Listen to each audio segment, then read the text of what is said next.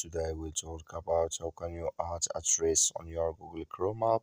We're going to figure out the solution or know how you can do that on your Google Chrome app. So all you have to do, so you just go above your photo profile, click on it here.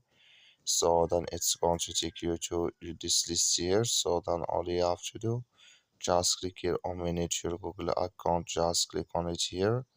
When you just click on it here, it's going to take you to this list here. So then you click here on personal info, just click on it here. When you just click on personal info here, so then it's going to take you to this list. Then you go down, just keep going down here. So then you come here to addresses here, and here add home, then work and order here. So just click on order here, then it's going to take you here to add your address in this list here on your Google Chrome map. That's all you have to do. Thank you for watching. Don't forget to support us by liking